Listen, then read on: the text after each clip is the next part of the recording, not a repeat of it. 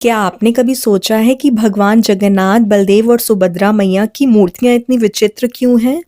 ना ही उनके हाथ हैं और ना ही उनके पैर, और आंखें इतनी बड़ी और चेहरा भी दूसरी मूर्तियों जैसा नहीं दिखता।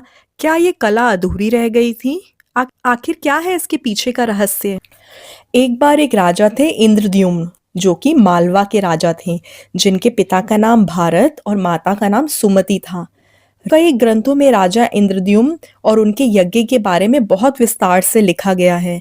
उन्होंने यहाँ कई विशाल यज्ञ किए और एक सरोवर भी बनवाया। एक रात राजा को सपने में भगवान विष्णु ने दर्शन दिए और कहा, नीलांचल पर्वत की एक गुफा में मेरी एक मूर्ति है, उसे नीलमाधव कहते हैं।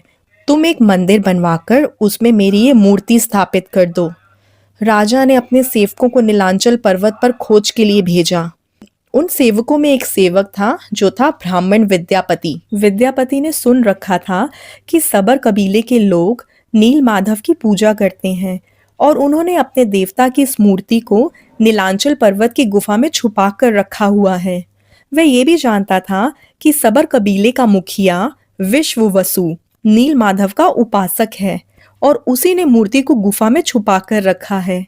चतुर विद्यापति ने मुखिया की बेटी से, यानी कि विश्ववसु की बेटी से विवाह कर लिया। आखिर में वह अपनी पत्नी के जरिए नील माधव की गुफा तक पहुंचने में सफल हो गया।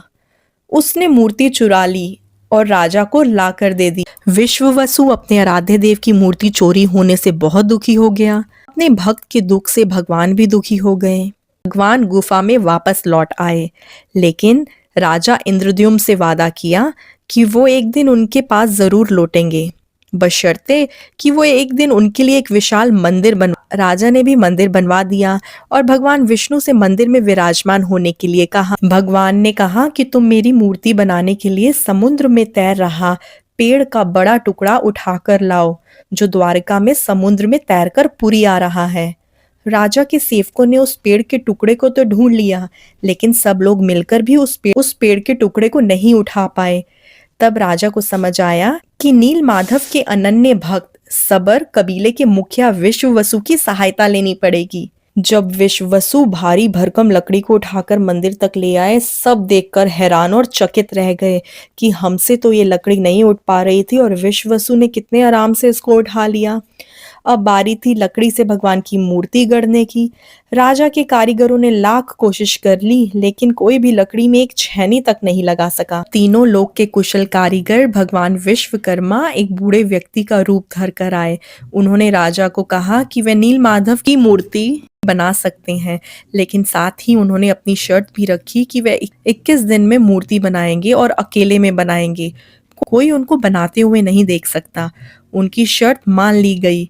लोगों को आरी, छेनी, हथौड़ी की आवाजें आती रहीं। राजा इंद्रद्युम्न की रानी गुणीचा अपने को रोक न पाई। वह दरवाजे के पास गई तो उसे कोई आवाज सुनाई नहीं दी। वह घबरा गई। उसे लगा कि बूढ़ा कारीगर मर गया है। उसने राजा को इसकी सूचना दी। राजा को बताया कि अंदर से कोई आवाज सुनाई नहीं दे रही। तो राजा को भी ऐसा लगा कि शायद बूढ़ा व्यक्ति मर गया है। सभी शर्तों और चेतावनियों को दरकिनार करते हुए राजा ने कमरे का दरवाजा खोलने का आदेश दिया। जैसे ही कमरा खोला गया तो बूढ़ा व्यक्ति गायब था और उसमें 3 मूर्तियां पड़ी मिली। भगवान नीलमाधव और उनके भाई के छोटे छोटे हाथ बने थे, लेकिन उनकी टांगे नहीं, जबकि सुभद्रा के हाथ पांव बनाए ही नहीं गए थे। राजा ने इसे भगवान की इच्छा मानकर इन्हीं अधूरी मूर्तियों को स्थापित कर दिया। तब से लेकर आज तक तीनों भाई बहन इसी रूप में विद्यमान हैं। ऐसी और पौराणिक गाथाएं, कथाएं सुनने के लिए आप मेरे चैनल आदर्श विचार को सब्सक्राइब, लाइक एंड शेयर ज़रूर करें। मैं हर दिन एक नई कहानी के साथ आती हूँ। तो आइए कल मिलते हैं एक नई वीडियो के साथ। Till then take care, bye bye, Hare Krishna.